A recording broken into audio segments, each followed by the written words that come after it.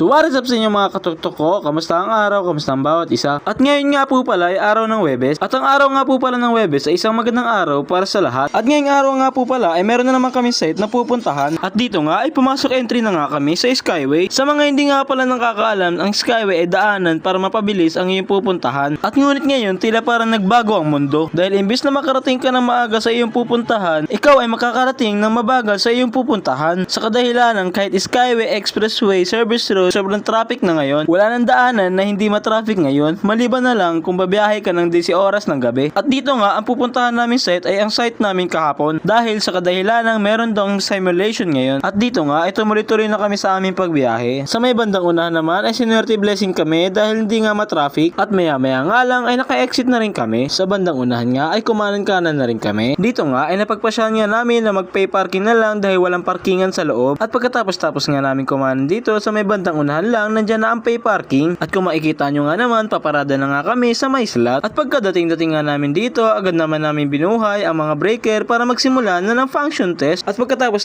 nga namin buhayin ang breaker, ito na may agad-agad naman namin pinunction test ang machine para hindi magkaroon ng aberya sa simulation mamaya. At kung makikita nyo nga na ang service namin ay nasa loob na, kasi kanina nga nakita kami ng gwardiya, pinapasok na kami dahil meron daw simulation. At dito nga, kung makikita nyo ay patuloy-tuloy pa rin kami nagtitesting na machine para wala nga aberya mamaya. At dito nga ay tinawag-tawag na nga ni Keron lahat ng slot para malaman namin kung wala ba talagang aberya. At para naman pagdating sa simulation, all goods na lahat, wala na magiging problema. At dyan nga mga katutok, sige lang, panoorin nyo lang kung ano ang mga kaganapan sa video yan. Habang nagpo-function test nga si Keron, ay lumapit-lapit na nga sa amin yung contact person namin para balaan kami na magsimula na nga ang simulation. At dito nga ay nagpatuloy-tuloy pa rin kami sa aming pagtitesting para hindi kami mapahiya mamaya sa simulation. Sa mga nagtatanong nga pala kung bakit namin ginagawa ang function testing, ginagawa nga namin lagi ito bago kami sumabak sa gera at para iwas na rin mapahiya sa kliyente at para na rin ma-check namin kung meron ba kaming kailangang ayusin pa kasi sobrang hirap nga na magkaroon pa ng aberya mamaya sa simulation dahil yung mga kaharap natin ay mga big boss. At pagkatapos nga namin mag-function test at malaman na wala na nga problema sa machine, ay agad-agad na nga namin sinimula ng simulation na may mga iba't ibang sasakyan na nakasampa. At dito nga ipinakita-kita ko nga sa inyo yung mga sasakyan ng mga nakasampa. At pagkatapos